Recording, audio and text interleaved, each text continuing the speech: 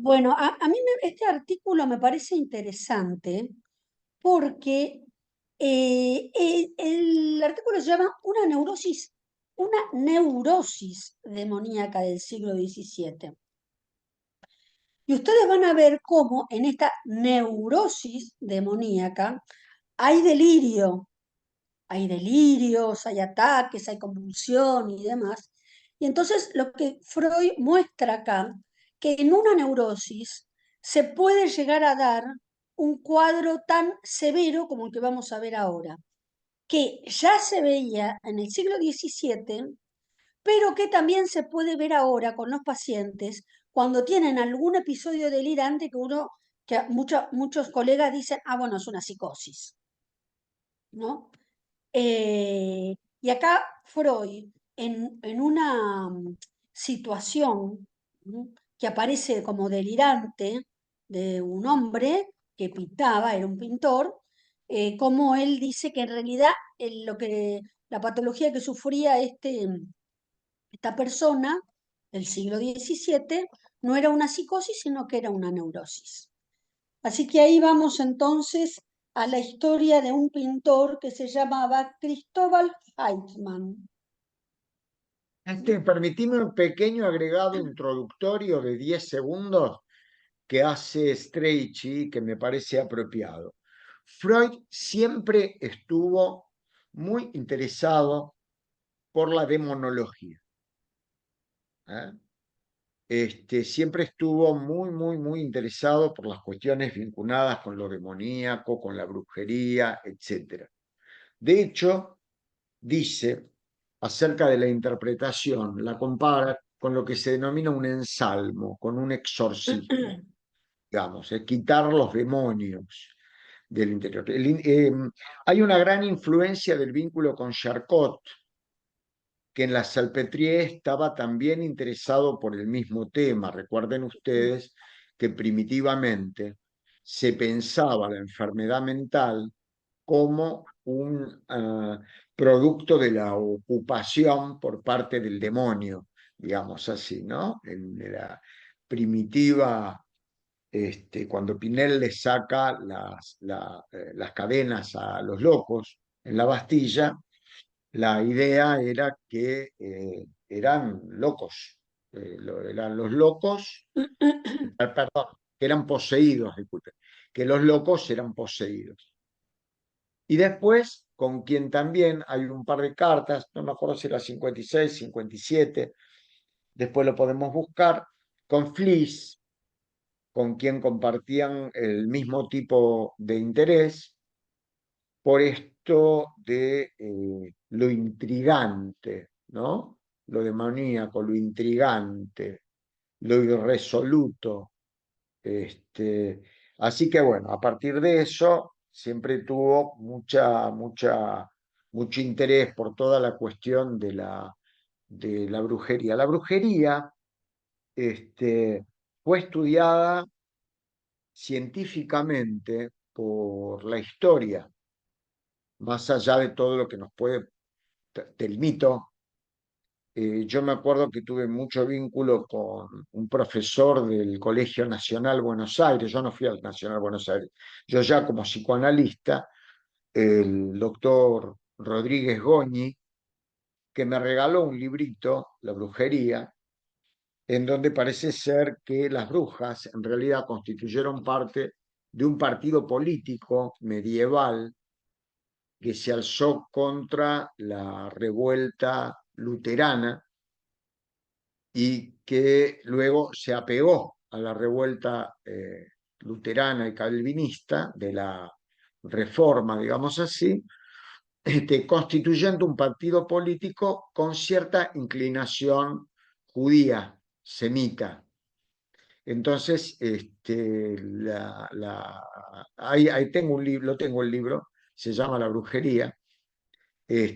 Con lo cual, bueno, ahí uno empieza a entender la participación de la Inquisición, etcétera, Inocencio III, en fin.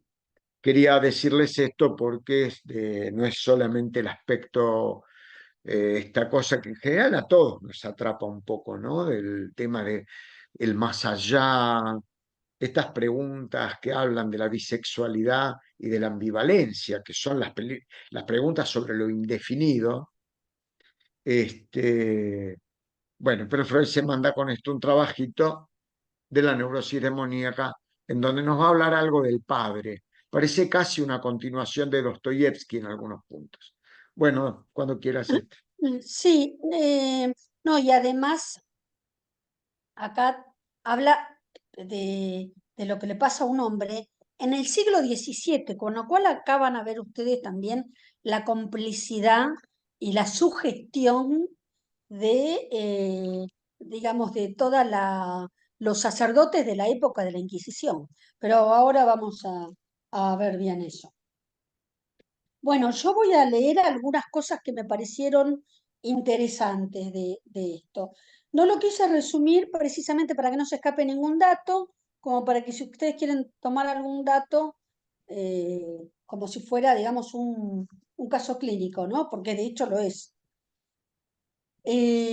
Bueno, dice que un doctor que se llamaba Turn, director de la antigua Biblioteca Imperial y Real de Viena, encontró en esa biblioteca un manuscrito procedente del santuario de Maria Cell, en el que se historiaba un minuciosamente el rescate milagroso por la gracia de la Virgen María de un pacto sellado con el demonio.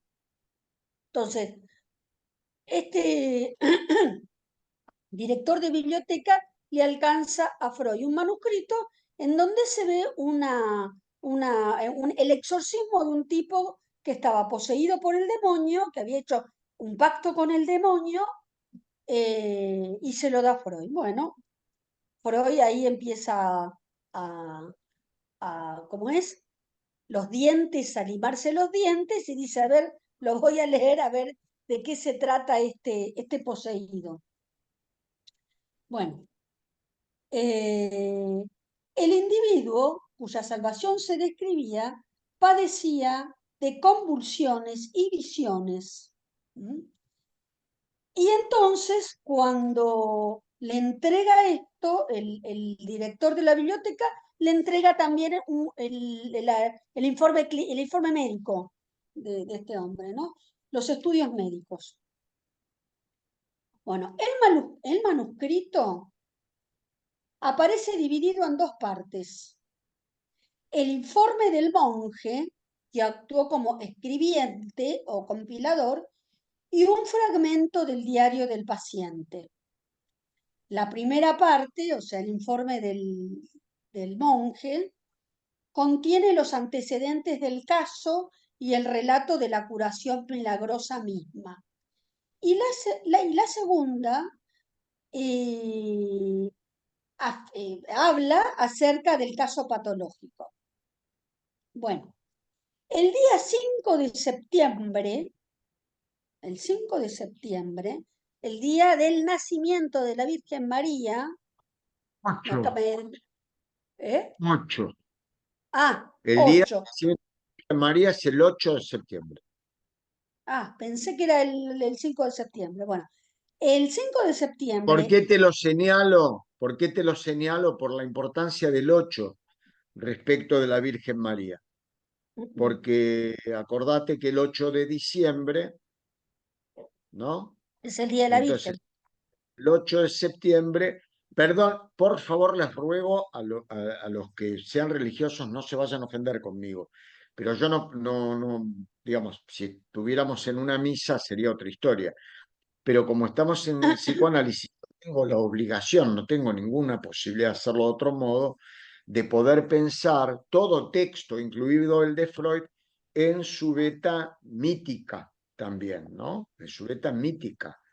Si ustedes quieren, en su beta arqueológica. Llama mucho la atención 8-8.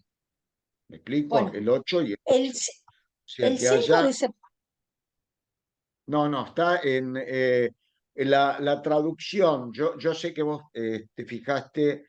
El 8 de septiembre dice el nacimiento de la Virgen en la edición de Amorortu con la traducción de Strachey y Anna Freud. Vos tenés la directa del alemán, ahí lo leíste, lo cual me parece maravilloso, de López Ballesteros. Bueno, seguimos, Tomamos porque si no, tomar nos un vamos a ir del venimos caso, haciendo Dani. Amorortu. Sigamos en la línea, porque si no nos vamos a dispersar mucho. No, perfecto, perfecto. Sí. El 5 de septiembre de 1677, el pintor Cristóbal Heitzmann fue llevado con una carta de presentación del par Pottenburg a Maciarelli, que era una iglesia. Heitzmann llevaba varios meses de residencia en Pottenblum dedicado a su arte. Él vivía en la iglesia y se vio acometido de terribles convulsiones. Y al repetirse tales ataques en días sucesivos, el, el, el prefecto, porque acá está en latín, hay muchas palabras en latín, le había examinado preguntándole qué es lo que le atormentaba y si había tenido tratos ilícitos con el demonio. O con lo cual ahí le tiró la soga, porque le dijo si había tenido tratos con el demonio, con lo cual ya ahí le tiró una soga para que él pueda empezar a desplegarse, ¿no?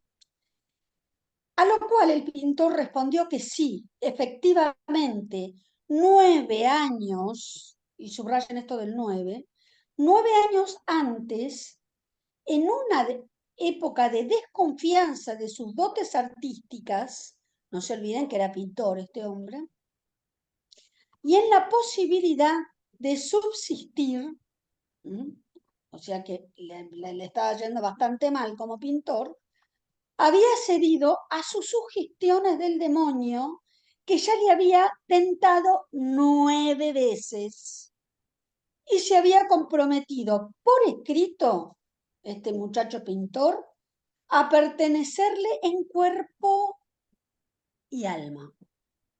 Pasado, 9 ¿cierto? veces Sí. suena a 9 meses. No, no, Sigamos. sigamos. Por eso digo subrayen el No, 9. un momentito, un momentito. Hace una comparación luego con Schreber. Por eso lo Sí, estoy sí, señalando. de eso lo vamos a ver. ¿No? Por eso, pero 9 meses. Sí.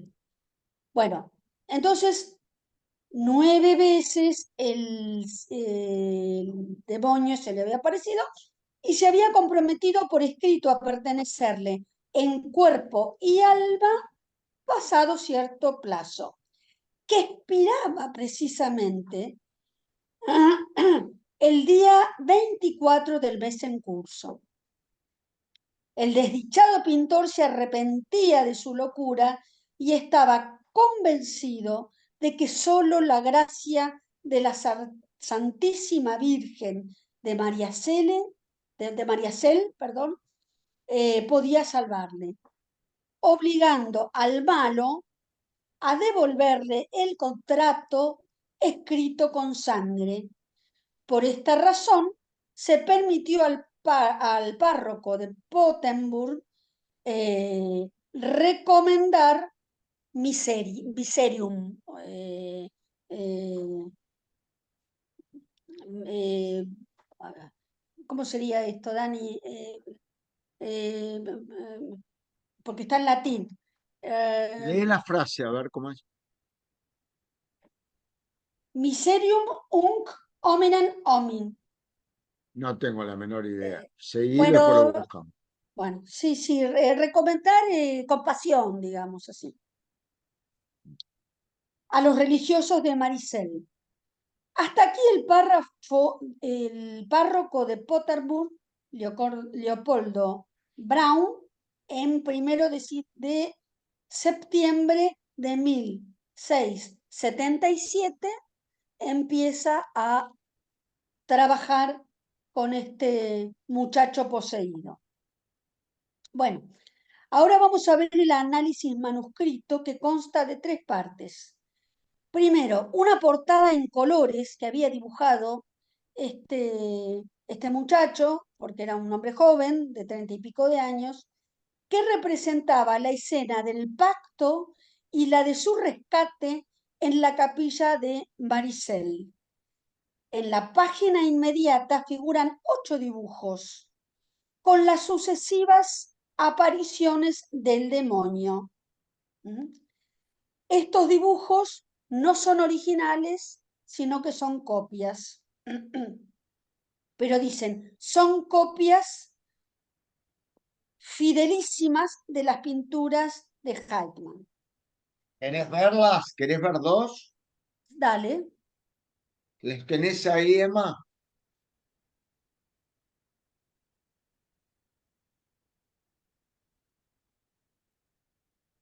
Bueno, después nos las muestra, Emma. A Ahí ver, están, ahí están. Es un ahí está, segundito ahí lo que está. tardan. Tenés una. Miren bien la figura, porque es un hombre con un sombrero y un bastón. Esa es una de las figuras. No se olviden que el diablo se presenta de muchas formas.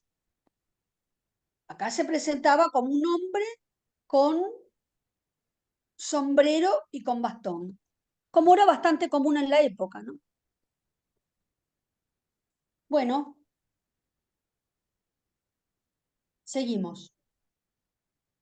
Después un escrito central eh, que tiene 4 versos que contiene la biografía. El final lo constituye un testimonio del abad San Lamberto, fechado el 12 de septiembre de 1729, certificando la exacta coincidencia del manuscrito con sus ilustraciones con los conservados en un archivo. Y tercero, un diario escrito en alemán del pintor que abarca desde la época de su redención en la capilla de Maricel hasta el 13 de enero del año siguiente, o sea, de 1678. El nódulo de este escrito lo, lo, lo constituyen 2 documentos. Una carta de presentación del párroco Leopoldo Braun de Pottenburg y un informe en que el abad Francisco de Maricel y San Lamberto describen la curación milagrosa el 12 de septiembre de 1677, o sea, pocos días después de las mismas. Bueno, dice que después hay una noticia sobre lo que le termina pasando después al pintor. Bueno, cuestión que Freud dice, así pues, los antecedentes del caso aparecen relatados 3 veces en el escrito a saber, la carta de presentación del párroco de Pottenburg, el informe del abad Francisco y la tercera, el diario del hombre pintor. La comparación de estas 3 fuentes revela ciertas divergencias.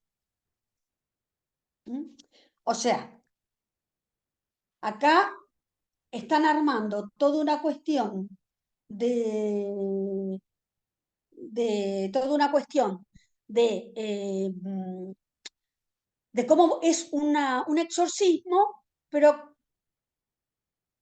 entre estos párrocos y entre el poseído hay algunas divergencias.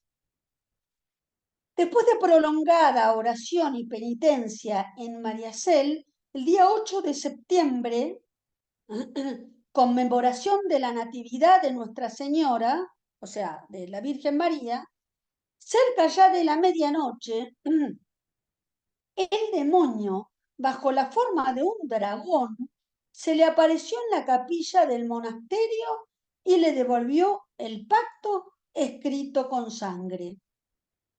Don, vale la pena bancarse toda esta parte que parece como muy compleja, hasta tanto lleguemos al hecho central, que es la cuestión del padre. ¿Eh? Les digo, Claro, bueno, bueno, cuando pero vos quieras, Estela, te este, mando, encontré la esto, traducción de lo que vos me dijiste, ¿sí?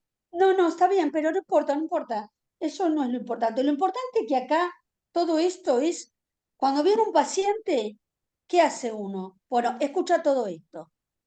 Después viene la interpretación, pero primero se escucha todo esto. Eh, Freud refiere que aparecen varios frailes que citan que asistieron constantemente al exorcizados y estaban también presentes en la capilla al aparecerse el demonio. Estamos en el horno ahí. No se afirma en él que también los religiosos que asistían al exorcizado vieran al demonio, sino tan solo con la sobria honradez del que el pintor se arrancó de pronto de los brazos de los religiosos que lo sostenían, se abalanzó en un rincón de la capilla en el que vio la aparición y luego volvió con el pacto en la mano. O sea, los frailes que dijeron haber visto al demonio, en realidad no vieron al demonio, sino que lo agarraban a este muchacho y este muchacho, Daniel me está trayendo agüita porque estoy medio resfriada. Y este muchacho se va corriendo, se sale de los brazos de estos feligreses, digamos, va corriendo a un rincón y vuelve con el pacto que hizo con el demonio. Em, pero su curación, hasta ahí estaba todo bien. Volvió con el pacto en la mano, la verdad que estaba ya está, todo fantástico, dijeron. Pero su curación no fue por desgracia duradera. El pintor partió de María Cel en perfecto estado de salud y se fue a vivir a Viena, instalándose en la casa de una hermana suya. Así comenzaron nuevos ataques. Vio nuevamente visiones, tuvo ausencias en la que veía y vivía las cosas más diversas, convulsiones acompañadas de intensos dolores, parálisis, una vez en las piernas, etcétera. ¿Se acuerdan que en una de las clases, hace mucho ya, Daniel hizo la diferenciación entre las convulsiones epilépticas y las convulsiones histéricas? Así que bueno, acá estoy describiendo una convulsión acompañada de parálisis en las piernas, además de otros lugares del cuerpo. Ahora, no era el diablo quien se le aparecía para atormentarle. En este caso eran figuras sagradas, Cristo y la misma Virgen María aparecían en estos delirios. Eh, pero de todos modos a este hombre le causaban el mismo tormento que en otro momento la aparición del diablo, ¿no? Don, Estela, En ¿me permitís consecuencia, una mínima interrupción, por favor? Un segundo. bueno, Cuando uno ya empieza tomando la buen señalamiento que me hizo antes, que tiene razón, Estela, uno primero escucha el material, pero digamos, ¿qué es lo que a uno ya le empieza a resonar? Porque ahí parece como que el demonio, uno colocado en el lugar de analista, observa una condensación. Porque si acá aparece la Virgen María y Cristo, ¿era?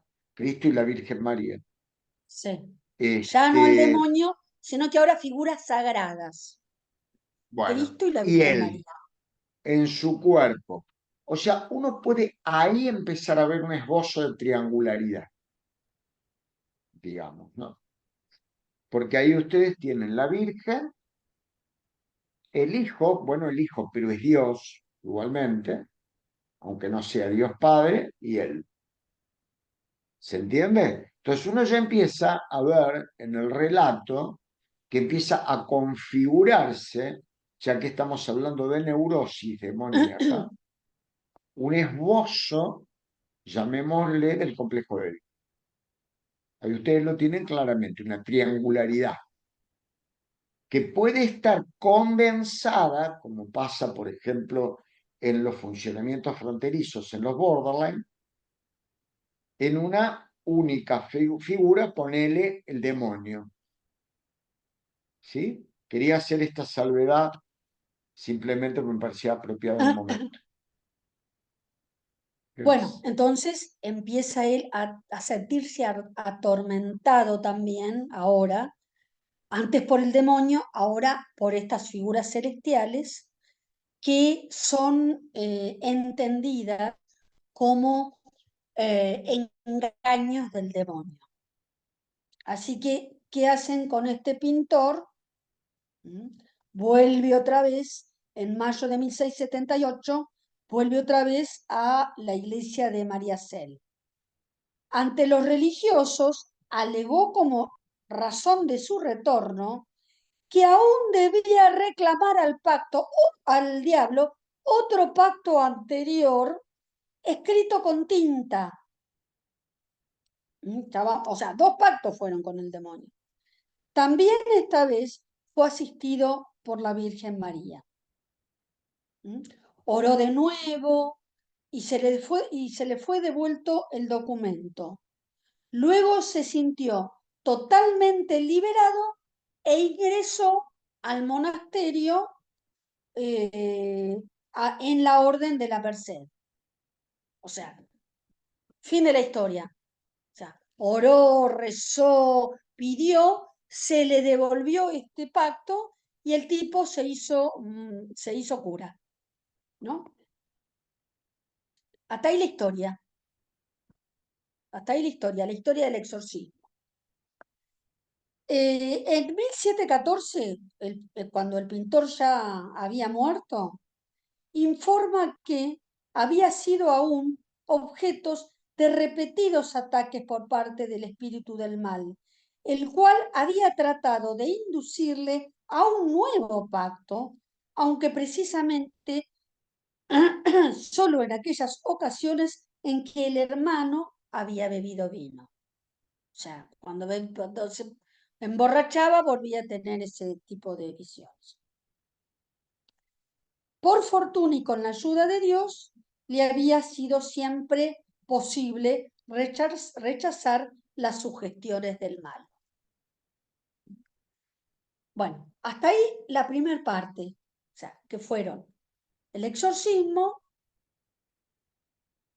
uno primero, en donde dicen que los curas vieron al demonio, que en realidad no lo vieron, vieron a este pintor que se zafó de los brazos de él, se fue a un rincón y vino con un pacto, digamos, ¿no? Después se va a la casa de la hermana, sigue teniendo alucinaciones, esta vez con figuras celestiales, vuelve otra vez a la iglesia y ahí rezando entre todos y qué sé yo, se le devuelve, el tipo se emborrachaba, tenía algunos delirios y qué sé yo, pero como ya estaba viviendo en la iglesia, nunca había pasado a mayores, así que eh, pudo seguir viviendo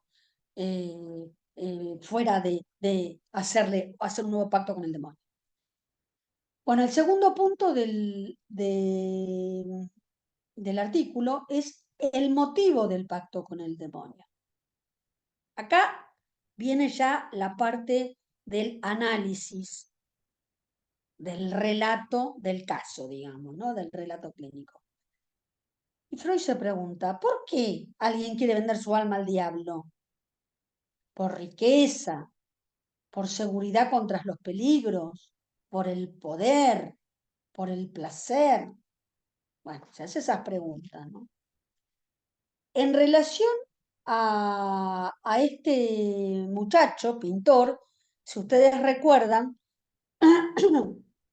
era un pintor, pero pareciera como que era un pintor no muy, no muy agraciado respecto del arte de la pintura. Entonces, dice que Heitzman había caído en una profunda melancolía, se sentía incapaz de trabajar en su arte, sin voluntad para trabajar en su arte después de la muerte del padre.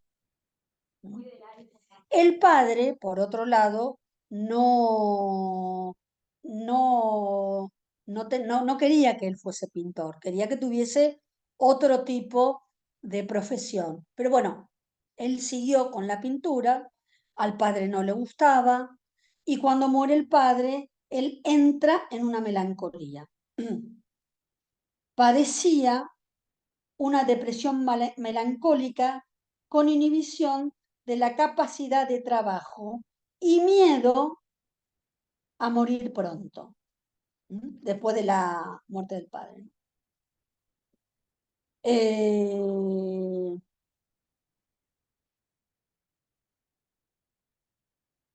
Perdón, bueno, de Estela, hecho, perdón, Estela, sí, fíjense que Estela no está hablando ni de duelo, ni siquiera está sí, hablando de duelo patológico, está hablando de melancolía.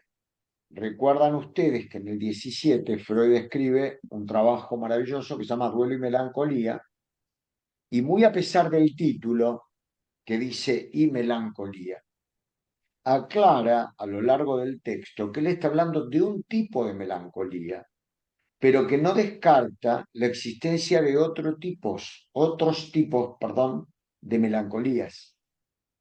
Es decir, que uno podría decir que en parte de la obra de Freud está destinada a descubrir qué otros tipos de melancolía, acá fíjense que habla de depresión melancólica, sí. qué otros tipos de melancolías podrían encontrarse en el devenir del estudio clínico de los pacientes que no respondieran al modelo de la melancolía a la cual se refiere él en Duelo y Melancolía. A mi parecer, y esto es una hipótesis personal, de haber tenido más tiempo. Lo que pasa es que tuvo 82 años, nada más pobre, aparte estaba muy enfermo, perseguido por todo el mundo. No, a mí me parece que el único que no lo persiguió fue el demonio, porque después lo persiguieron los nazis, los rusos, los norteamericanos, los judíos, Perdón, los todo eso es cristianos. el demonio, todo eso junto es el Ponele, demonio. ponele si querés decirle, pero digo personificándolo el demonio. Ese no lo persiguió, pero todo el resto lo persiguió. No le dio la vida, pero yo creo que de haber seguido por esa línea que a mi modesto padecer, voy a tomar mi fallido y se los voy a explicar. Quería decir parecer y dije padecer. Sigo con la idea original y después les explico cómo pienso yo el padecer. A mi parecer, de haber seguido esa línea, hubiera llegado a los borderline, como una forma de restitución de una melancolía primaria, digamos, ¿no? Hola, justo. No, ellos fueron los austríacos en Viena, en la escuela de Viena, pero después lo odiaron todos por decir que el hombre era histérico, que por montones de cosas. Pero yo a lo que voy, y ahora les voy a decir por qué padecer, porque el tipo que más se acercó a relacionar al estado borderline con la melancolía como un modo de la melancolía, y ahí lo incorporamos a la psicopatología general, sin necesidad de modificar los conceptos ni de estructura, ni de organización de personalidad, ni nada por el estilo, fue Edgardo Rolla.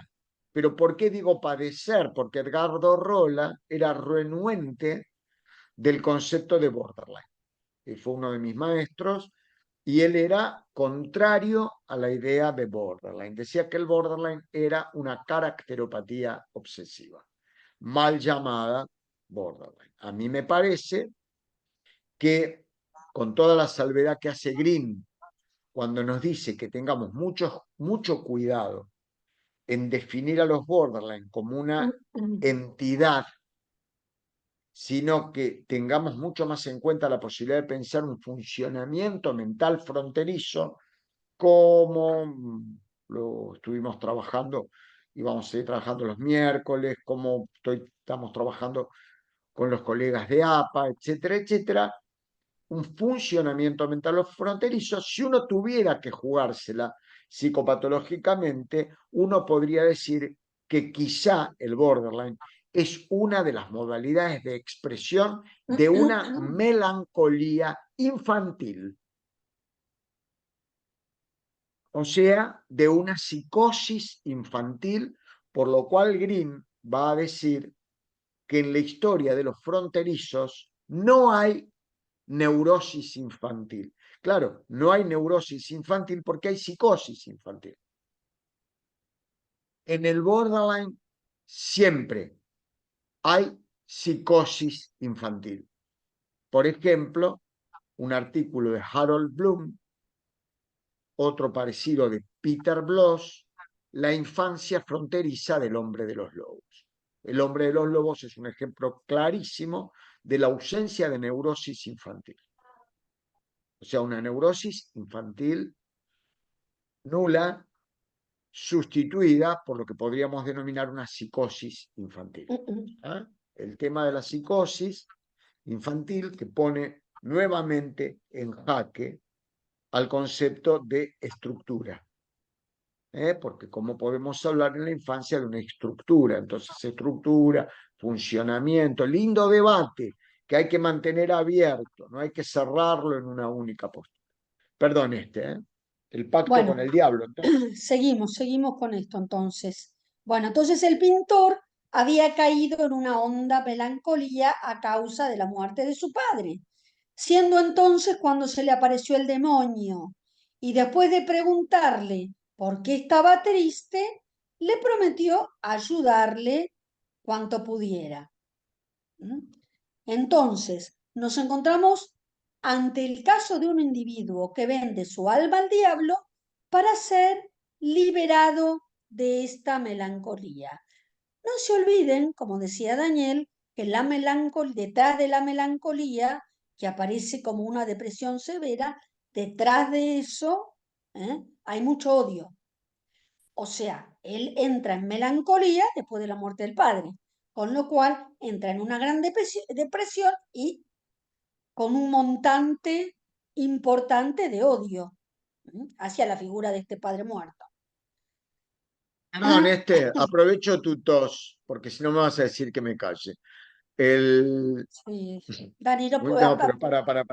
Para porque pero es es que así importante. es difícil seguir porque estamos Ah, bueno, tuc. es que hagámosla difícil. Para fácil, dejáselo a otro. Vamos a hacerla difícil. El odio no es la bronca. El odio tiene un componente motor que no tiene la bronca. La rabia. La rabieta, la ira, es puramente psíquica. El odio conlleva la intencionalidad del asesinato. O sea, siempre que uno habla de odio, ¿no, Mayra? ¿Cómo lo pensás vos, Caro? ¿Cómo lo pensás vos? ¿Cómo lo piensan ustedes? El odio, había un balsecito peruano que decía, ódiame con piedad, yo te lo pido, ódiame sin medidas ni clemencia, odio quiero más que indiferencia, porque el rencor duele menos que el olvido. Y es muy importante, hace años que vengo nombrando en las clases, porque el odio conlleva el deseo de supresión de existencia del otro. Para que suprimir la existencia del otro hay que asesinarlo. No te queda otro. No te queda. Del mismo modo en el que el amor lleva la idea de posesión. Lo que quiero rescatar de lo que dice Estela es que el amor no es lo contrario del odio y el odio no es lo contrario del amor. Página, no me acuerdo cuánto, creo que 215, pie de página, pulsiones y destinos de pulsión del 15, tomo 14 de Amor Ortu, pulsiones y destinos de pulsión, a pie de página. Al odio y al amor tomado en su conjunto, si ustedes quieren entre paréntesis decimos ambivalencia, se le opone la indiferencia. Es decir, que lo contrario, yo lo repito siempre, lo repito, pero porque es fundamental. Lo contrario del odio y el amor es la indiferencia. El amor no es lo contrario del odio. Implican apegos similares y componentes motrices, no solo ideicos. No es lo mismo amar que querer, pero no por una cuestión poética. Porque querer queremos todos. Cuando uno ama, aparte quiere poseer. Hay un componente motor, deseo de posesión del objeto. Entonces no hay amor sin pulsión de muerte, porque siempre va a haber lo que se llama la pulsión de prensión, es decir, de querer capturar, hacer propio al objeto. Es El querer, complicado lo que querer, vos decís. Es que cuánto complicado, quiero, porque es eso complicado. puede, es un límite entre la toxicidad. Yo, Eh, yo creo que es en el enamoramiento pasa eso, yo nunca no en dije el que el amor. amor es algo bueno. No, Yo no, no dije no, nunca yo que el amor. agrego, lo que vos decís es en el enamoramiento, no en el En el amor. amor en general, cuya primera parte, como bien señala Esther, es una locura, que es el enamoramiento, es una locura, porque es una disolución del yo en función del objeto, pero en el amor siempre en distintos modos, no solo una posesión de índole explícitamente sexual, genital, ni nada por el estilo, esto querer tener a alguien con uno, estar con, querer tener, poseer, tomar, siempre en distintas medidas está presente. Yo quiero destacar el Sí, componente sí, motor, la sí. motricidad, Igual que no tiene la entre indiferencia. Sí. eso y vos sos mío o mía, hay un hilo Y chiquito. bueno, Es un tema que tendríamos que charlarlo en otro momento con mucha más profundidad. hagamos una encuesta. ¿Alguna vez yo dije, me escucharon decir que el amor es algo bueno? Yo no estoy diciendo que el amor es algo bueno. Si después del amor viene la pasión, está en una línea complicada. Ahora, que el motor Sí, pero el viene amor no es de la pasión. emoción. Sí, claro, La pasión es otra claro. cosa. Muy bien lo de justo, pará. Muy bien lo de justo, ¿eh? El drang, el esfuerzo de la pulsión, eso, ahí está, la motricidad. Muy bien. Muy buen aporte. Si yo no dije qué lindo que es no estoy qué lindo que es el amor después de haber, ¿cómo era? Había una canción que decía mate y besos, besos y mate. Yo no estoy diciendo eso. Yo estoy describiendo un sentimiento humano que es el amor. Se puede amar a un monstruo. Pregúntenselo a los alemanes del Tercer Reich y no nombro otros ejemplos del mundo actual. Pregúntenselo.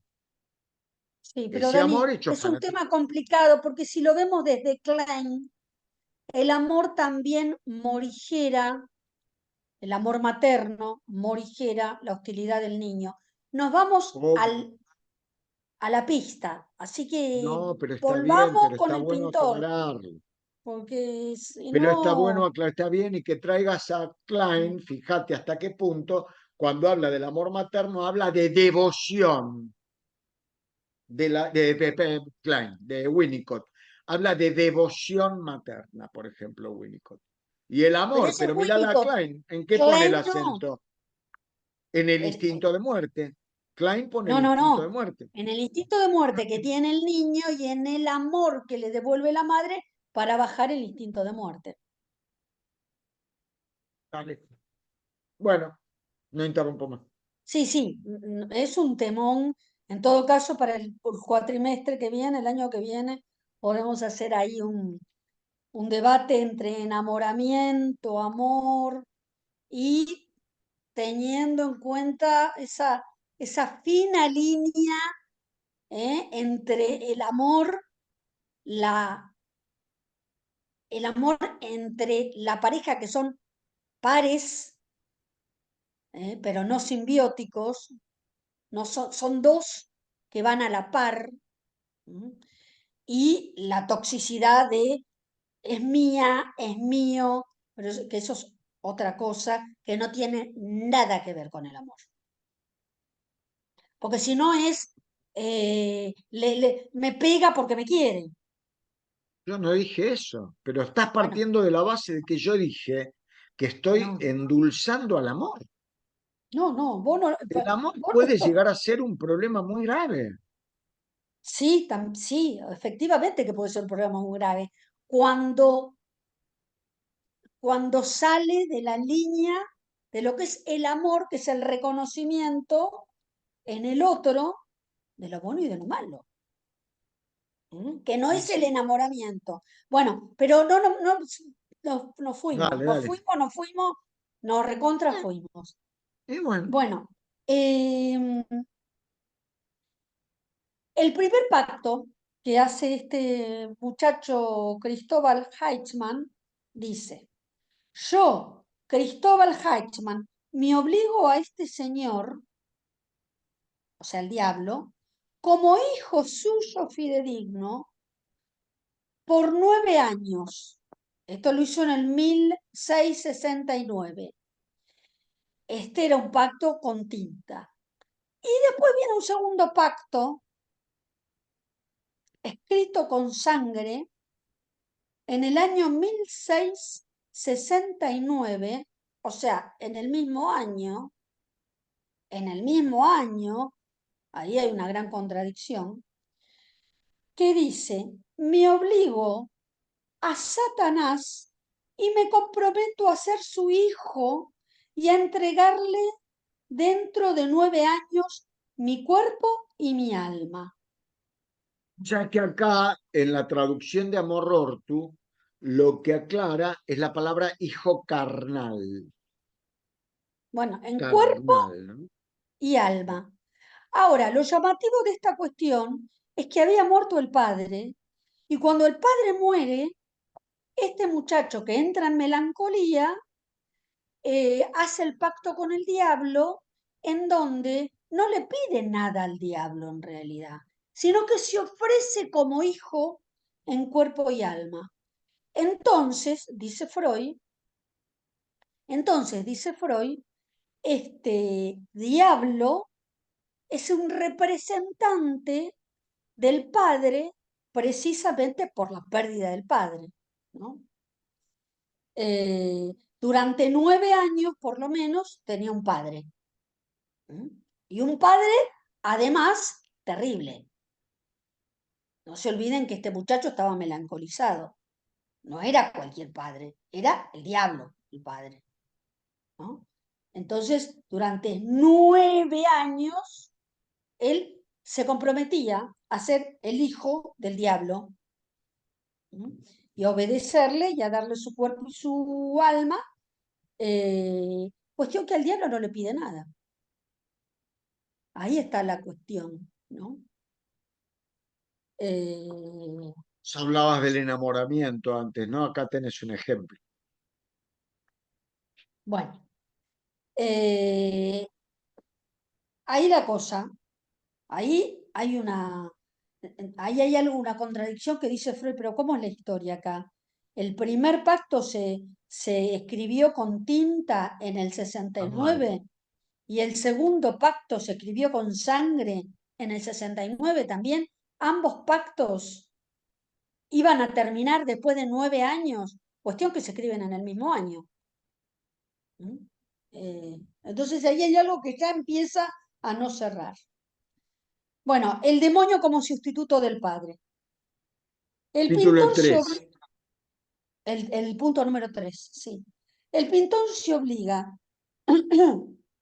doblemente, en primer lugar, a ser durante 9 años, perdón, hijo del demonio, y el segundo, a pertenecerle en cuerpo y alma después de su muerte. ¿Mm? Eh, el individuo, digamos, este muchacho pintor, se ve atormentado por una depresión melancólica y no sabiendo ya a quién pedir ayuda, vende su alma al diablo, a cual atribuye máximo poder terapéutico. El hecho de que la depresión tuviera, el hecho de que la depresión tuviera su causa en la muerte del padre del sujeto, carecería de todo enlace.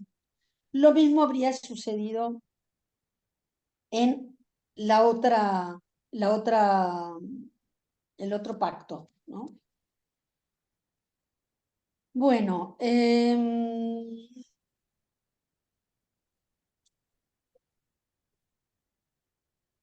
diablo aparece acá como padre ensalzado, ¿m?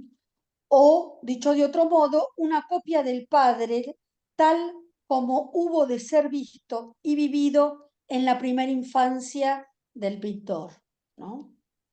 Acuérdense que el padre no quería que él fuera pintor, quería que tuviera otro tipo de profesión, pero bueno, entonces acá cuando lo toma el diablo, toma al padre de la horda, toma al padre a quien obedece, toma al padre no muerto, digamos así, el padre no se muere, el padre es el diablo, se pone él como Es, hijo del diablo.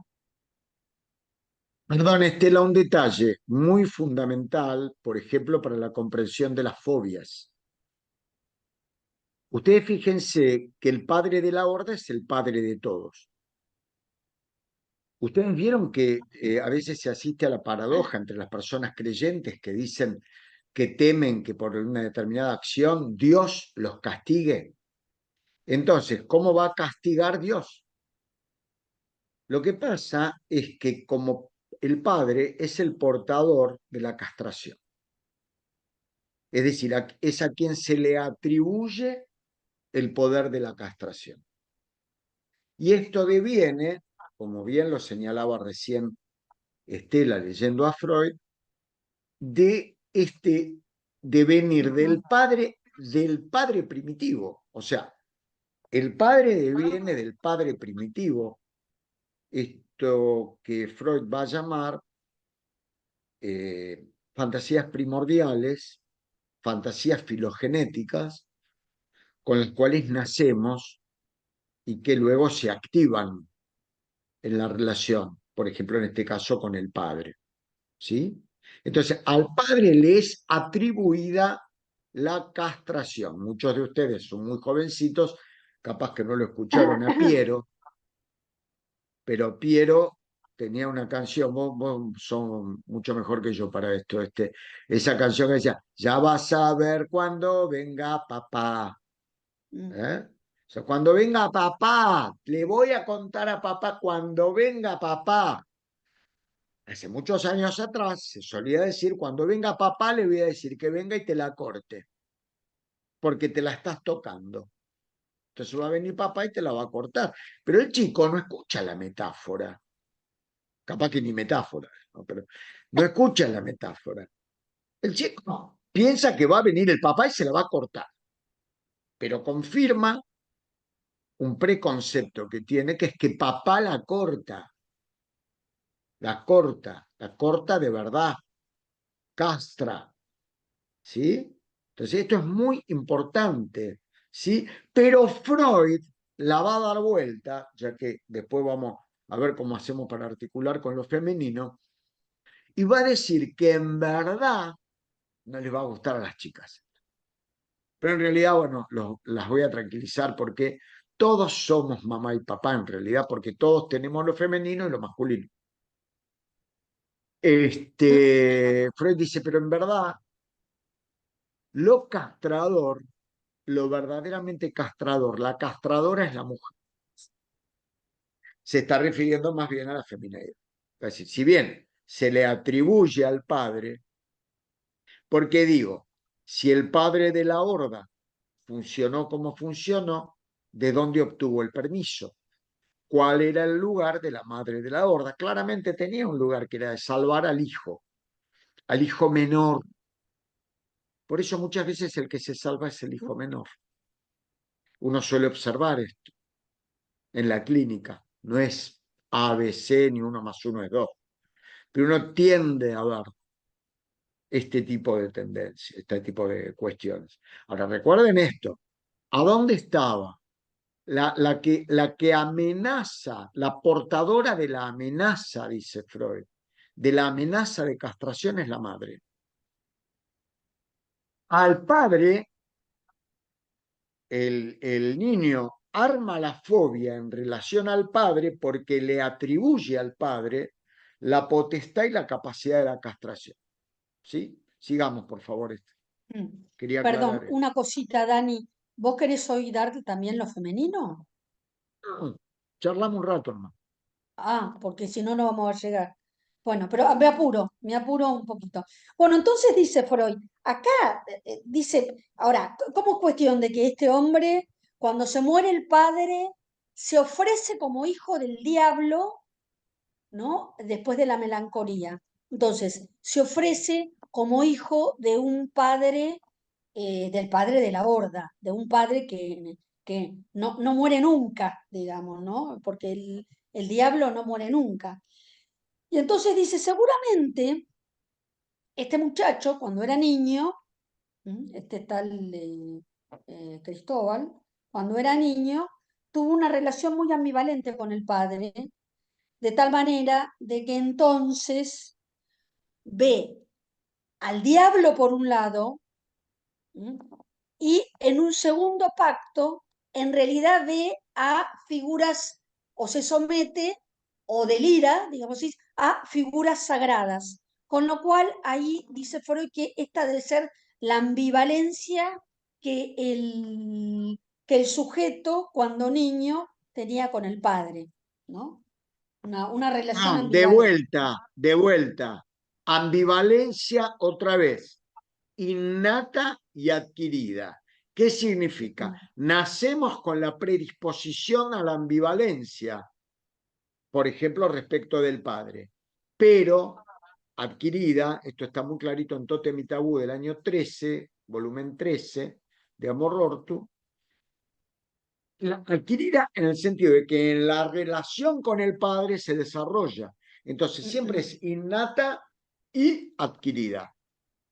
¿Se entiende? Es en la relación. Hay algunos papás que dan muchas más razones para la ambivalencia, ¿no? Y acuérdense que hasta acá estamos hablando del modelo del hijo varón, fundamentalmente.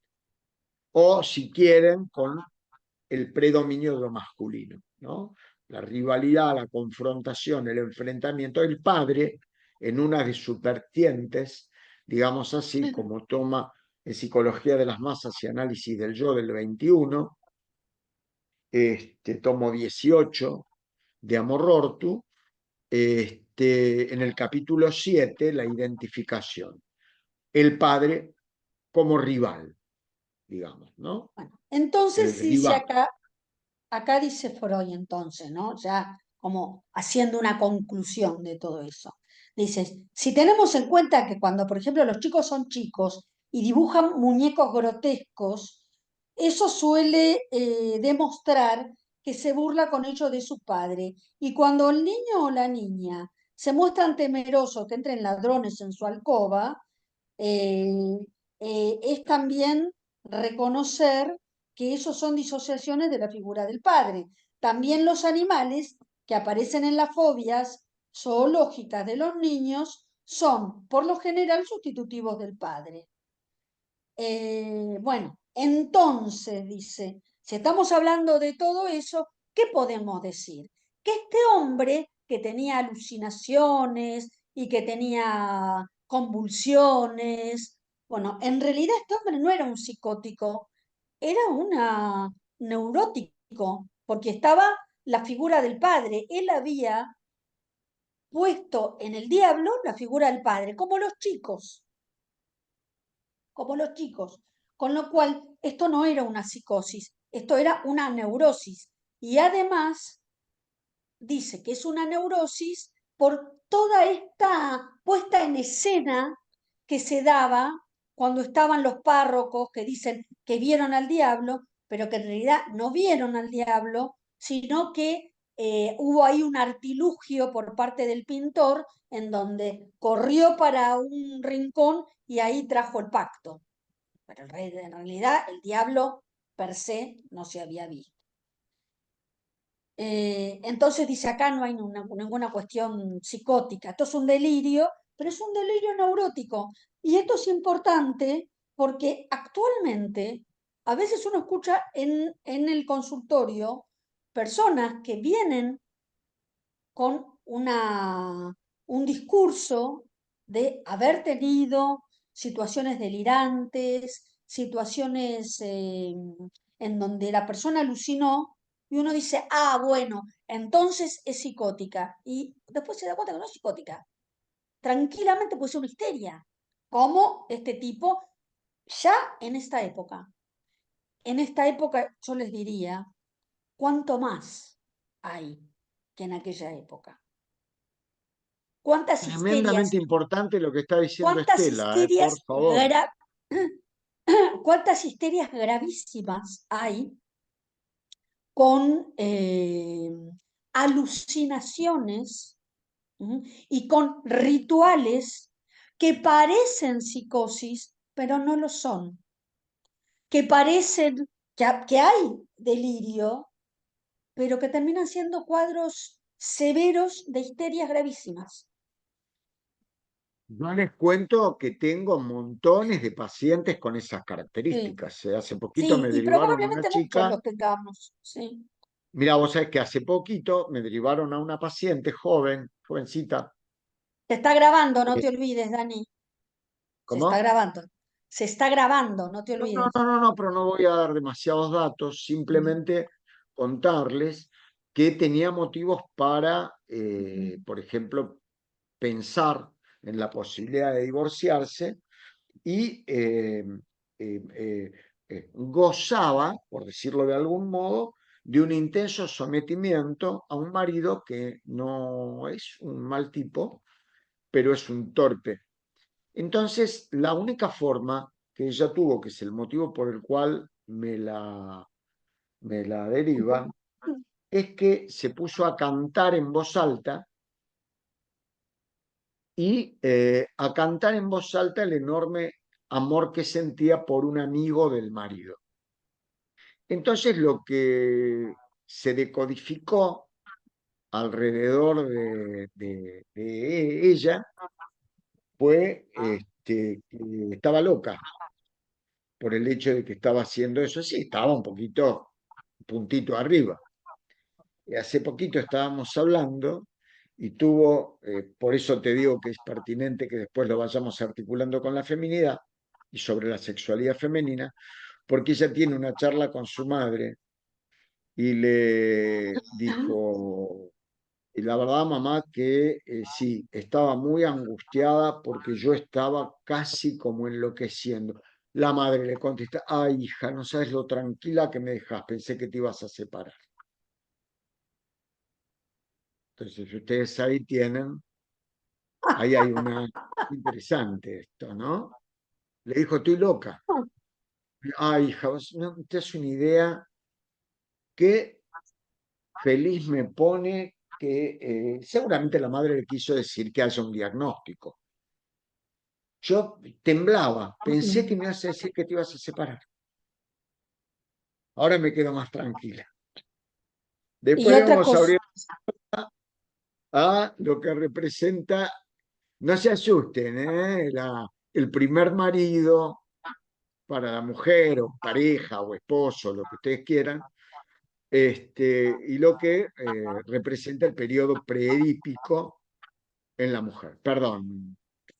No digo, y eso por un lado, y por otro lado, a veces, o puede llegar a suceder, que una persona eh, en un momento determinado esté loca sin ser loco o loca. Fundamental. Esto, entenderlo es fundamental, ¿Mm? porque Una persona esto puede nos estar, habilita como pero no necesariamente psicoanalistas en el ser, campo de la psicosis.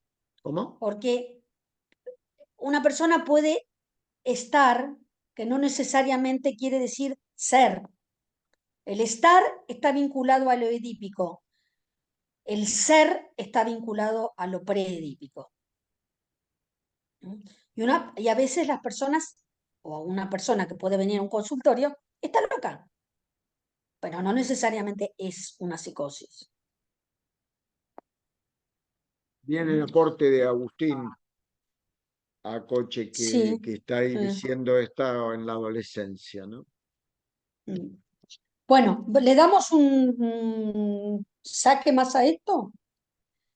Eh, No, no feo, che. Dale. Bueno, entonces dice Freud que ya está haciendo obviamente todo el análisis de este caso que le, que le, que le dieron de la biblioteca, de este manuscrito de la biblioteca. La tristeza producida por la muerte del padre se transformará tanto más fácilmente en melancolía cuanto más ampliamente se hallara la relación filial bajo el signo de la ambivalencia. Si pudiéramos averiguar de Christopher Heitzmann, podríamos decir que tuvo motivos para temer y odiar a su padre. Entonces encontraríamos una explicación especial de la inhibición de la capacidad de trabajo, porque por un lado él quería al padre, pero por otro lado lo odiaba porque el padre no quería que fuese pintor, ¿no? Después dice, Entonces acá después, aparece,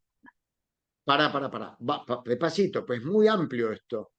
Y pero tenemos, falta es mucho, nuestra, Daniel, no, todavía. momento, no, no, no falta tanto. Si vos me dejás, yo después escribo tres palabras de los dos pactos y esto ahora redondealo vos. Pero déjame decir algo porque es fundamental. Freud Bueno, escribe en el año 1925, se publica en el 26, tomo 20, inhibición, síntoma y angustia. Si bien divide inhibición, síntoma y angustia, va a decir que a veces la inhibición es un síntoma. Es el primer acápite. Acá tienen el ejemplo en la neurosis demoníaca que está trayendo Estela, de este pintor. Fíjense, el síntoma se constituye respecto de la ambivalencia como inhibición. ¿Entienden? O sea, la angustia ante el padre, por decirlo de algún modo, ante su muerte, esta cosa melancólica se constituye en él como inhibición. Perdón, ¿eh? bueno, y entonces acá dice, se hace otra pregunta, Freud, dice, ¿por qué estos 9 años que él se propone, que el pintor se propone como hijo? ¿Por qué 9 años? Y entonces dice, bueno, en un primer pacto se propone como hijo, en un primer pacto escrito a tinta, y en un segundo pacto, el mismo año que ya había escrito el primer pacto, hace un pacto de sangre en donde le da el cuerpo y el alma, también de 9 años. Y a él le agarra todo esto cuando está expirando esos 9 años. Con lo cual, él dice, esto seguramente tiene que ver con el número de los meses de la gestación. 9 meses de gestación, 9 años. Seguramente en este pintor estaba la fantasía de embarazo por parte del padre, el ofrecimiento de su cuerpo en el segundo pacto, de su cuerpo, de su alma y de su carne, de su cuerpo, que era ofrecido como fantasías, digamos, femeninas respecto del vínculo con su padre.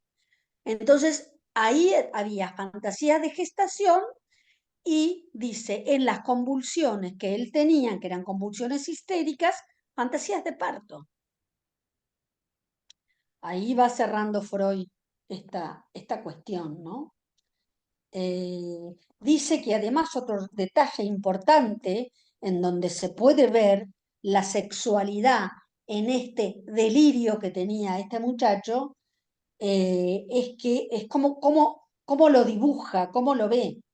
Primero, igual que como mostró Daniel, muestra a un hombre con sombrero y con bastón, que era bastante común en la época de que los hombres usaban sombrero y bastón, con lo cual el padre. Y después hace un dibujo de el diablo que tenía, ahí está, ahí está, que tenía, eh, a ver, después del hombre que era de un aspecto, de un honrado burgués, viene la imagen del diablo que muestra senos, un cumplido pene, ¿m? Terminado en una serpiente. Esta acentuación del carácter sexual femenino por medio de los grandes senos colgantes, ¿m? No necesariamente hace que sea un dibujo de una mujer, porque genitales femeninos, dicen, no aparecen, sino que aparece ¿eh? Un pene, digamos así, grandísimo, con lo cual aparece la figura de un hombre completo, ¿no? Entonces, el diablo para nuestro pintor era un sustituto de un padre.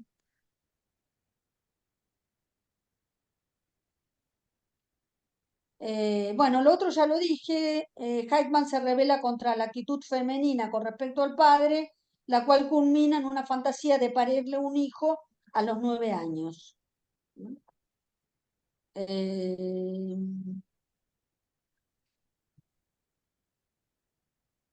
la actitud femenina con respecto al padre sucumbió a la represión en cuanto el niño comprendió que la competencia con la mujer por el amor del padre tenía por condición la pérdida de su propio genital masculino, o sea, la castración.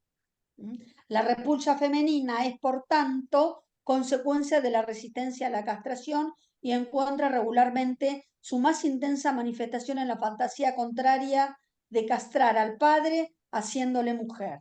Los senos del demonio corresponderían así a una proyección de la propia femineidad sobre el sustituto del padre. ¿Entendés? Lo quiero, lo odio es lo quiero castrar. Me odia es me quiere castrar. Bueno, lo que vos Entonces, decías antes, papá te va a castrar.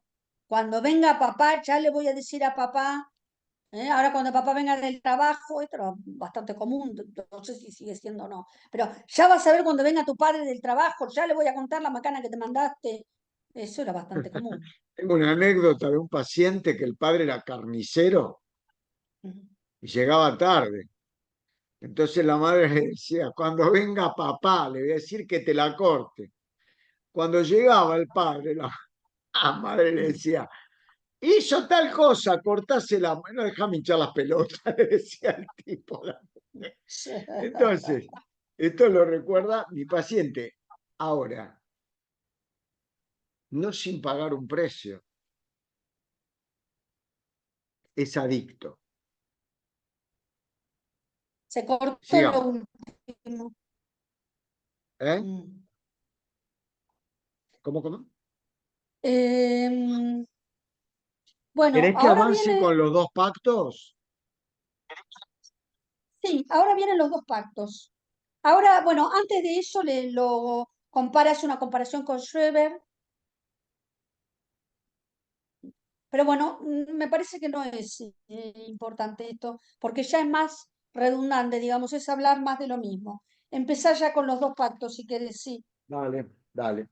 Yo les voy a hacer, contar un pequeño resumencito que hice Los dos pactos está en Amorró, o sea, todo esto está en el tomo, uno de los tomos más importantes de Amorrortu, que es el 19.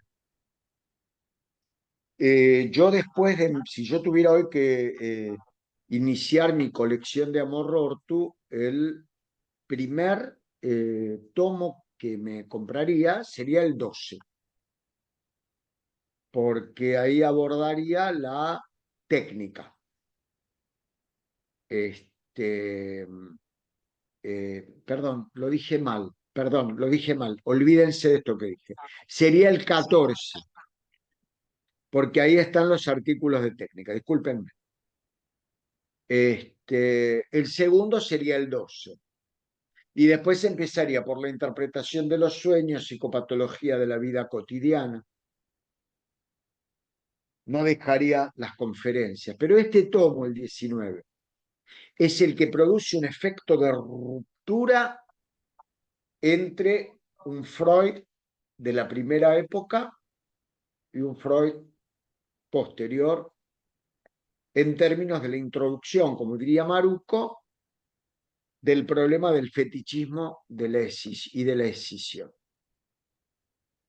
En la página 95, yo acá hice un pequeño resumen de los dos pactos, siguiendo lo que hablaba Estela, que quiero contarles que está dando esta clase teniendo fiebre. Digo, ¿no?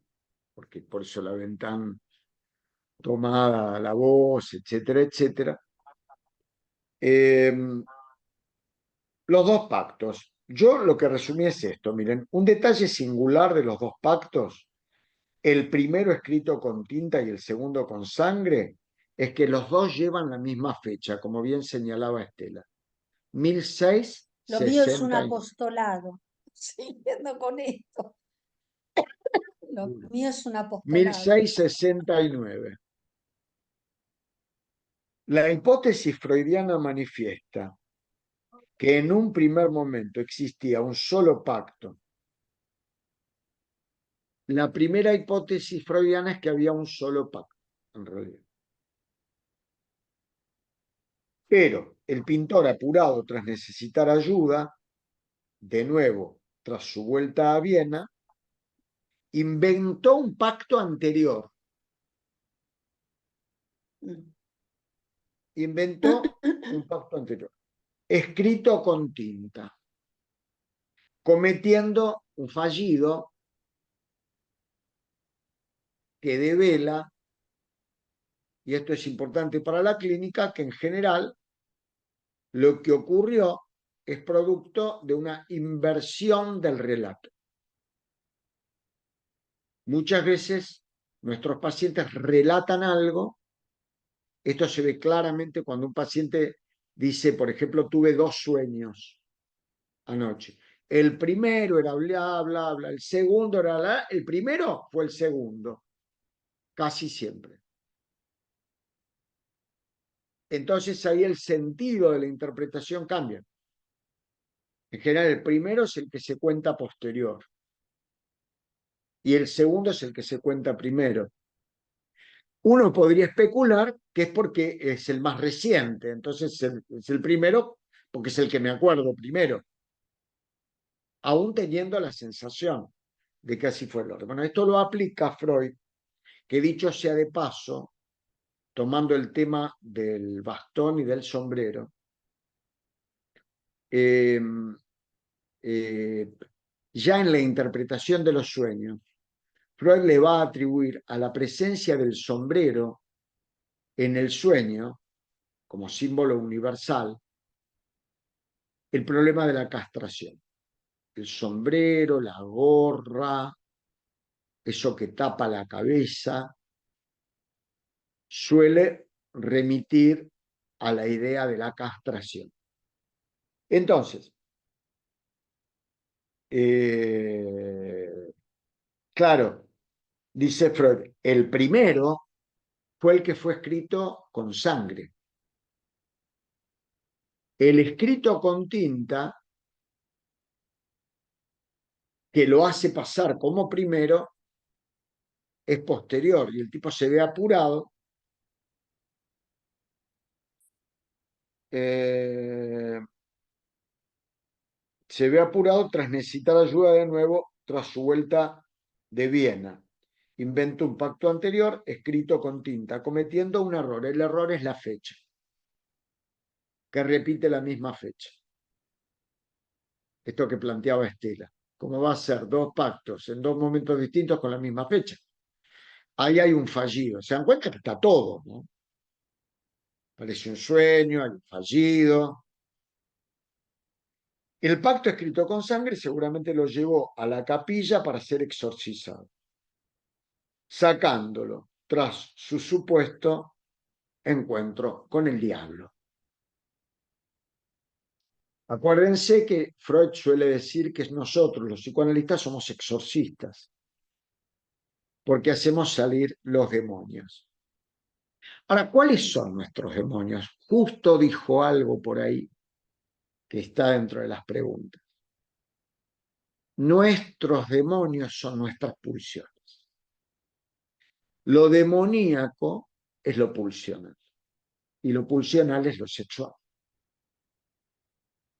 Entonces, cuando salen nuestros demonios. Quinto y último punto que va a estar en Amorortu, en la página 101, trata sobre el curso posterior de la neurosis. Leo. Llegados a este punto, el autor plantea la posibilidad de que esta historia pudiera ser una superchería y no una neurosis. Sin embargo, Freud considera veraz el diario que el pintor redactó en Viena y que proporciona una mayor visión de los motivos y de la valoración de su neurosis. Así, se nos detallan las tentaciones que sufrió Heitzmann. Este sustituye primero las ensoñaciones por fantasías ascéticas y luego por fantasías punitivas. Su forma de actuar es extremadamente infantil. Heitzmann realiza un recorrido que le lleva desde el padre sustentador,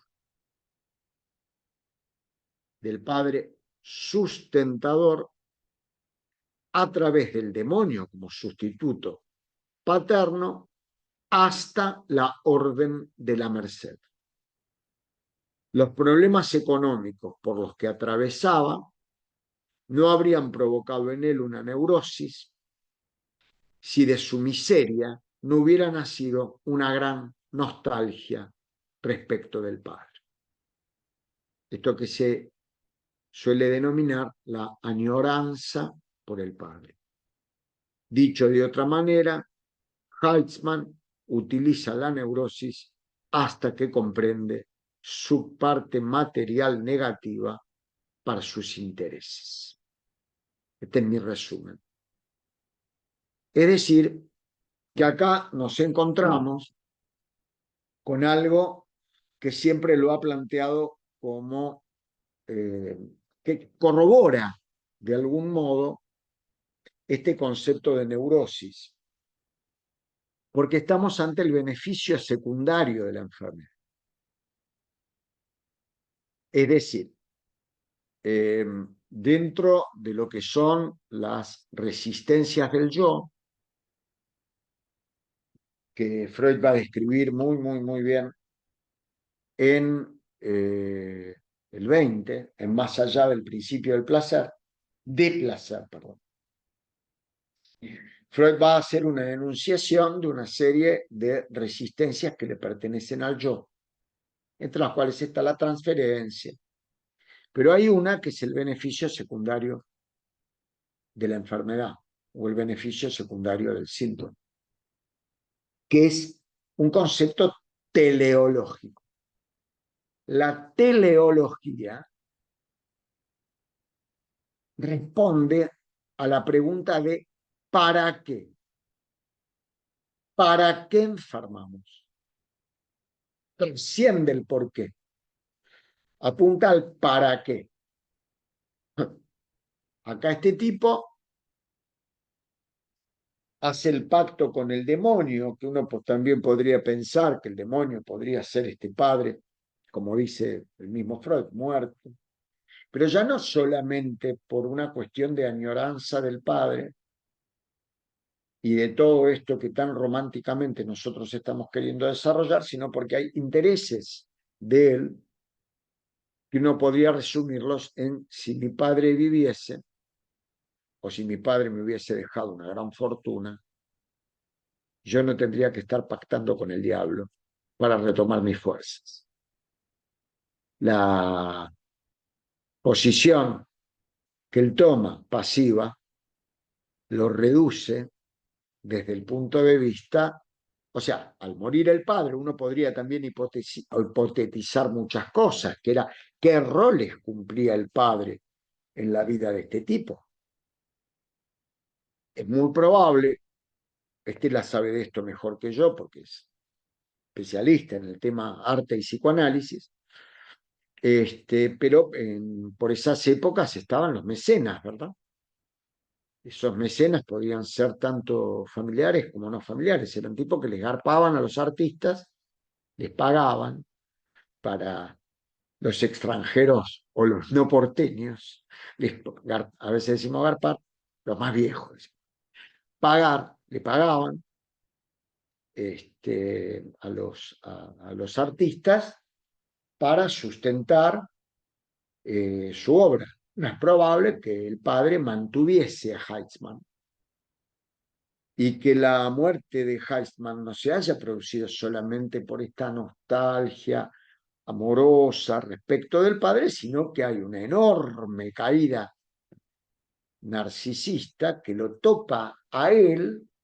También creo que fue justo, hubo también Agustín que aportó algo ahí de las adolescencias y de esta cuestión del ser y del tener, ¿no? Porque ustedes siempre recuerden que ser el padre es una beta narcisista. Tener al padre dentro de uno es una tendencia pulsional objetal. Identificarse con él es tenerlo y llevar a cabo los caminos por los cuales transitó el padre, modificándolos, tomando aspectos, rasgos. Bueno, es probable que este tipo haya perdido su mecenas, me parece a mí. Esto no es una lectura de Freud, esto es algo que yo les estoy diciendo a ustedes, porque como beneficio secundario de la enfermedad, más allá del apego de él al padre, desde el punto de vista puramente emocional, por eso te decía lo del amor cuando hablábamos. Acá me parece que hay toda una cosa que tiene que ver con la plata, con el dinero, con mantenerse, que está en el basamento quizá de parte de esta añoranza por parte del padre que él no puede admitir seguramente, objetivamente, por el hecho de que hay algo que se llama super yo y el super yo es creador de prejuicios.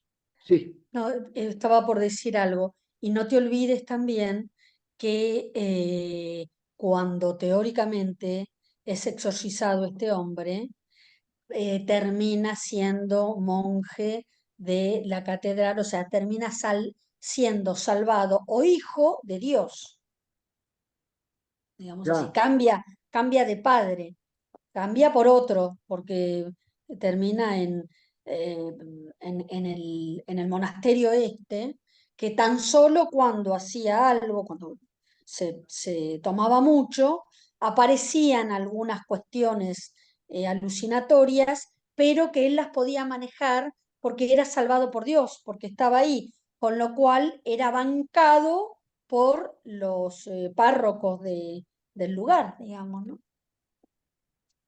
entienden, o sea, es muy interesante. Ahora hay una pregunta que nos podríamos hacer, que yo también se las hago a ustedes.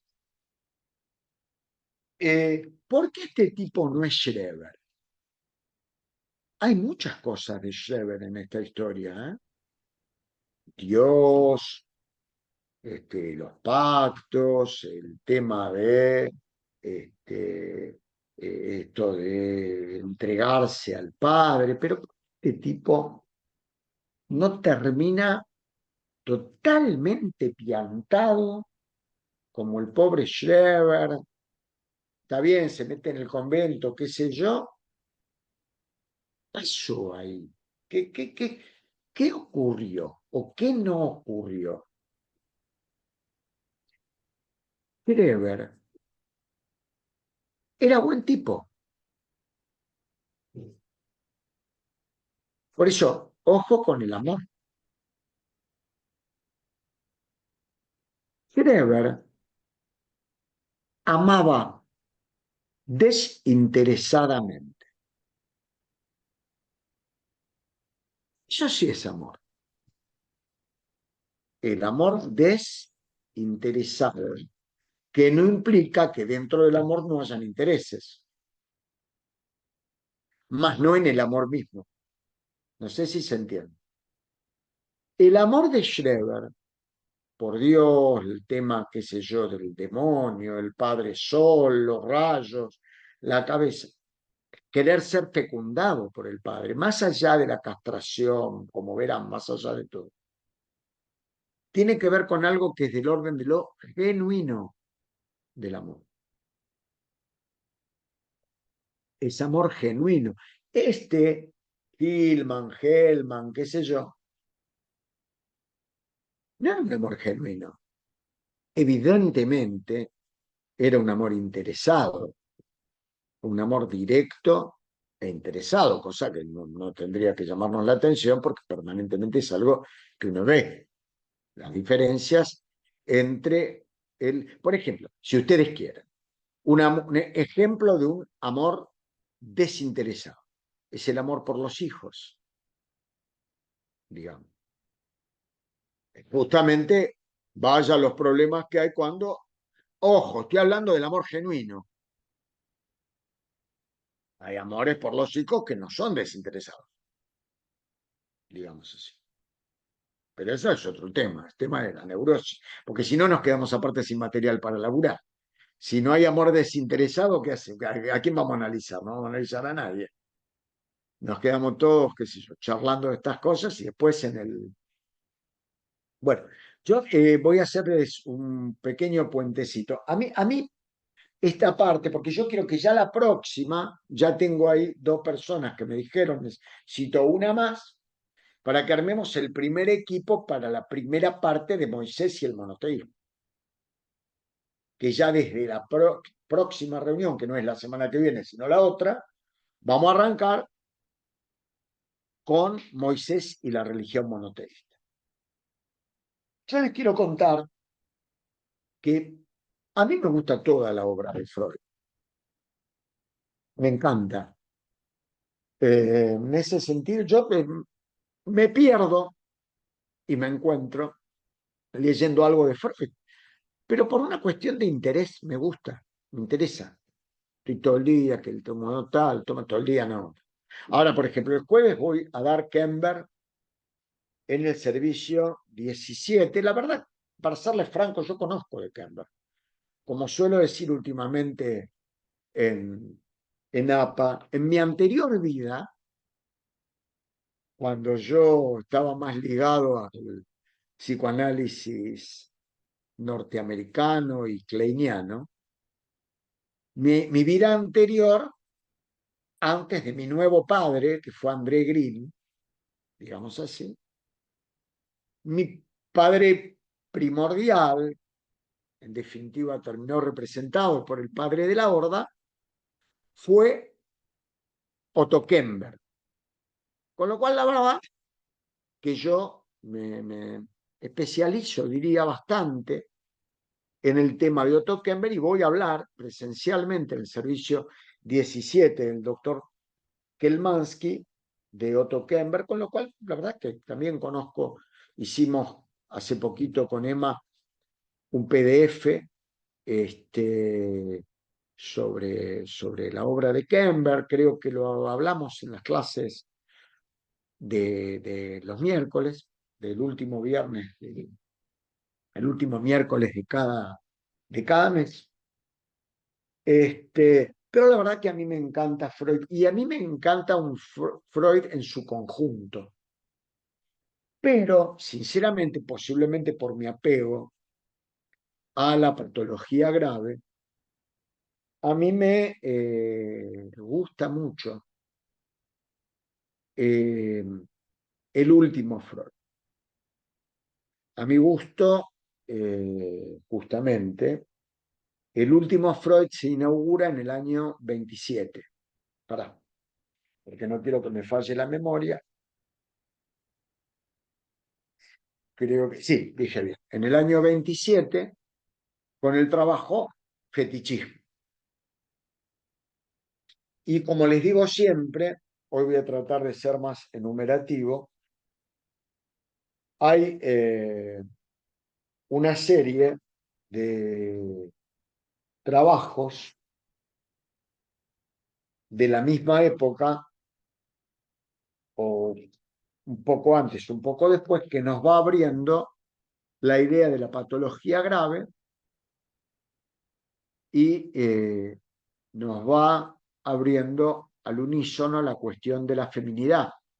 Freud no terminó de ocuparse tanto de la feminidad, porque según él ese era un problema de las mujeres. Y le legó a las mujeres estudiarse a sí mismas. Nosotros tenemos en la Argentina a una de las estudiosas más profundas acerca de la cuestión de lo femenino, expresidente de APA, Leticia Glosser de Fiorini. A mi gusto, de las personas que más claro tiene.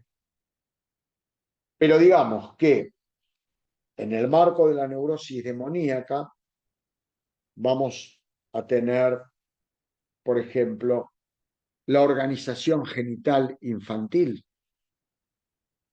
del 23, neurosis y psicosis del 24, del mismo 24, la pérdida de la realidad en neurosis y psicosis, como les decía.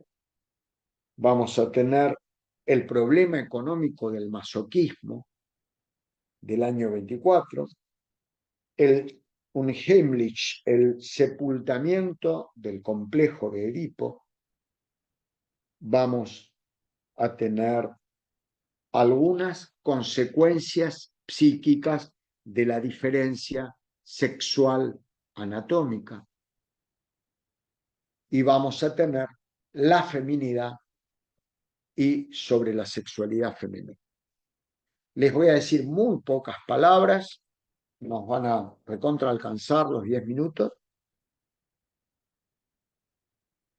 de en qué se centra sobre la sexualidad femenina y después les voy a enviar por el chat, porque eso lo pueden leer ustedes, una universidad, porque creo que hay que ver distintas perspectivas pedagógicas, además, a mí me interesa mucho la pedagogía, y creo que hay distintas perspectivas como para poder observarlo. Y les voy a mandar el desarrollo del trabajo de la feminidad, que en realidad no fue un trabajo, fue una conferencia que hizo una universidad en donde va preguntando y respondiendo los diversos aspectos de esa conferencia. ¿Qué nos dice Freud sobre la sexualidad femenina? Primero nos dice que el primer objeto de amor, hoy estuvimos hablando un montón del amor, el primer objeto de amor, tanto para el varoncito como para la niñita, es el mismo, porque es la madre. No importa que sea el padre, o la abuela, el abuelo, el tío, es la madre. Uno diría, el primer objeto es la madre, o uno diría, la madre es el primer objeto. Me gusta más decirlo así. Es decir, el primer objeto siempre es la madre. Más que decir la madre es el primer objeto, porque el pibe puede no tener madre, o la piba puede no tener madre. ¿Vio, no? Pero el primer objeto es la madre. Ese objeto mítico Los varones, que siempre nos la damos como que la vida me engañó, que está todo tan complicado, qué sé yo, qué quilombo que tengo. No sé si conocen el cuento. Estaba en una fiesta, en un rincón los hombres, en otro lado, rincón las mujeres. Entonces, estaban los tipos de qué aburrida que son las minas, qué hincha, qué joder, qué hincha, bol. Nosotros realmente hablamos de temas importantes, hablamos de si el hombre llegó a la luna, no llegó a la luna, hablamos acerca de la econometría y cuáles son las medidas para que el déficit, qué sé yo, y también nos importa la naturaleza, el cambio climático. En cambio, mira las minas, ¿qué están hablando? Están hablando de los chicos, de que ahora hay que levantarse para llevarlo a la escuela, de esto, del otro, bueno, etcétera. La cultura ha sobrevalorado el papel de lo masculino y devaluado el papel de lo femenino. Y esto en términos genéricos y desde Freud. No necesito recurrir a ninguna otra doctrina porque esto es emergente del trabajo tótem y tabú y del patriarcado al cual denomina en ese momento Freud. Entonces, las mujeres lo tienen más complicado porque en realidad en el Edipo femenino, la mujer está enamorada de la madre, primero que nada. Luego, como producto de una gran decepción, se aleja de ella y elige al padre. Y luego, por una segunda decepción, puede acceder a la exogamia como se le cante, volviendo a la madre o volviendo al padre, no interesa, o a los dos, eso ya son las cuestiones de género, pero tiene una salida exogámica. ¿Qué la frustra? ¿Cuál es la hipótesis freudiana acerca de qué la frustra? ¿Qué pasa? La madre no le otorgó un objeto maravilloso que sí le concedió su madre u otras madres a los varoncitos. A ese objeto,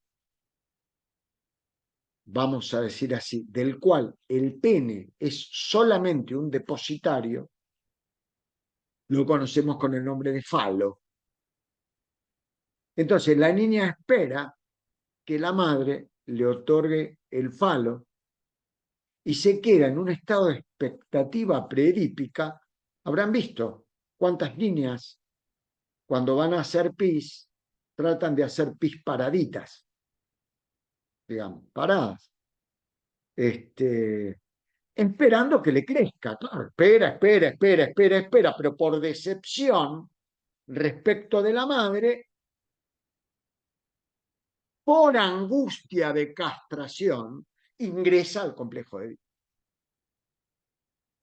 En el complejo de Edipo, ahora ya de quien espera el falo es del padre, con el cual sufre una doble decepción. No solo no se lo da, además se lo dio a la madre ya. Vamos a decir así. En esa segunda decepción se aleja del padre.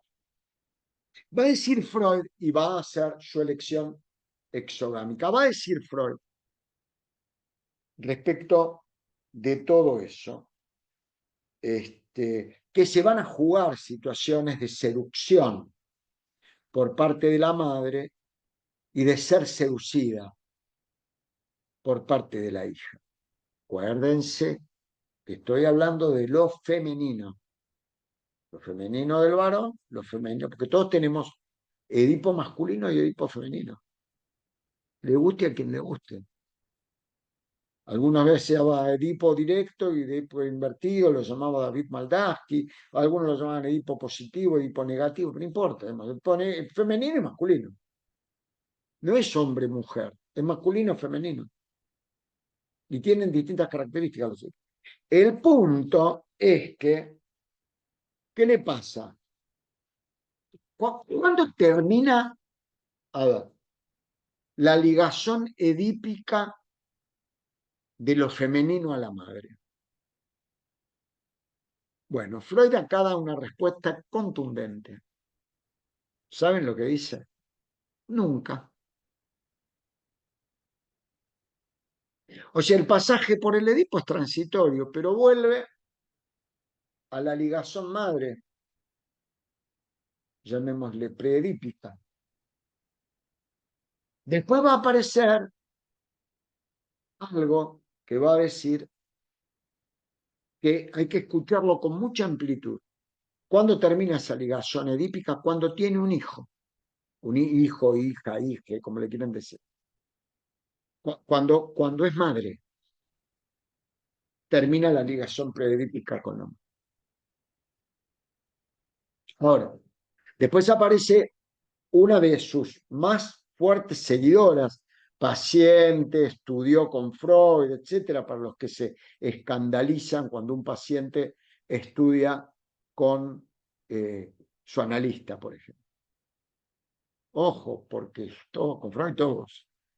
Pero particularmente Helen Deutsch va a decir que ese momento va a ser cuando la mujer tenga, lo acota ella sí lo acota, un hijo varón. Yo, sin embargo, puedo rescatar esto, es decir, cuando parió lo masculino, cuando sacó de sí algo a lo cual atribuirle la condición de masculino a alguien. Es decir, este falocentrismo viril de la niña es el primer momento de lo femenino. Recuerden lo fundamental de este trabajo. La amenaza de castración hace que el niño, lo masculino, si quieren el varoncito, deje el complejo de Edipo. La angustia de castración hace que la niña ingrese al complejo de Edipo. Bueno, el resto lo pueden leer ustedes. Yo les quiero decir algo. Tengo 2 minutos, un minuto voy a usar sobre el superyo femenino. El anclaje de la pulsión de muerte dentro del superyo es mucho menor en lo femenino que en lo masculino. El superyo femenino es mucho más laxo, es menos punitivo, es más permisivo, más amplio. No es que no tenga límites. Uno suele encontrar el superyo femenino, en el superyo femenino, por ejemplo, claramente en el estilo de Estela, cuando ahora no está ella, quisiera que estuviera, pero igual, va a escuchar la clase. Que cuando yo me pongo a hacer más hincha pelota con la página, con el qué sé yo y qué sé cuánto, y ella, por ejemplo, fue muy claro en la clase de Andrea y Estela, ambas, una clase mucho más laxa, más en laxa, pero laxa en el sentido de no superyoica, absolutamente estricta desde el punto de vista de lo pertinente de los conceptos, pero de algún modo lo masculino condena y se condena a un superyo mucho más tremendo y mucho más terrorífico. Obviamente que lo masculino tiene presencia no solo en el hombre, en la mujer, es mucho más, y hay ejemplos, yo les estaba por decir, cuando escucharon que una mujer tirara una bomba atómica, pero ahí me recogí sobre mí mismo y me acordé de Margaret Thatcher, entonces dije, mejor me callo la boca. Quiero decirles con esto que por eso hay más obsesivos hombres, exactamente, porque nosotros pongámosle en estos términos, los hombres ejercemos una mayor crueldad. La crueldad es muy propia de lo masculino. La crueldad es una intensificación motriz del odio, o sea, sobre lo que es peor que el sadismo. Es un sadismo, la crueldad es la regresión del sadismo. Ahí aborda ya otro tema justo, que es el problema de la maldad, que nos puede llevar años hablar. Yo voy a escribir algo de eso ahora para el simposium de APA. Bueno, 2 segundos nada más. Quienes se anoten para la próxima, un instante les ruego nada más, yo también tengo paciente en 10 minutos. Bueno, Moisés y el monoteísmo está en el tomo 23 de Amorror. El primer punto se llama Moisés y la religión monoteísta. Vamos a comenzar a leer despacito la primera parte de Moisés, un egipcio. Yo me voy a hacer cargo de la introducción y después voy a dividir el texto. Podemos compartir también, Elio, nosotros dos, si vos estás de acuerdo, junto con Andrea, la conducción del Moisés y el monoteísmo. Me parece aparte interesante, siendo el último trabajo, porque es la transición en este seminario respecto del año que viene, en donde nos vamos a ocupar de la articulación de Freud, como ya saben, con distintos autores latinoamericanos. Ustedes saben que ya tenemos inscriptos, ¿no? Emma, no sé si viste en el... hay inscriptos, gente que se inscribió, che, te piola eso. Vamos a empezar con eso, hasta donde demos, porque no nos vamos a apurar con Moisés y el monoteísmo. Tiene mucho, ¿sí? Bueno, les mando un abrazo. Gracias por estar, ¿eh? Después pasamos las preguntas y las que podamos las vamos gracias a ustedes, Lali, eh, a ir respondiendo. Un gusto. Muchas Gracias por gracias. estar. Muchas gracias. Muchísimas A gracias. ustedes, gracias. Que estén bien.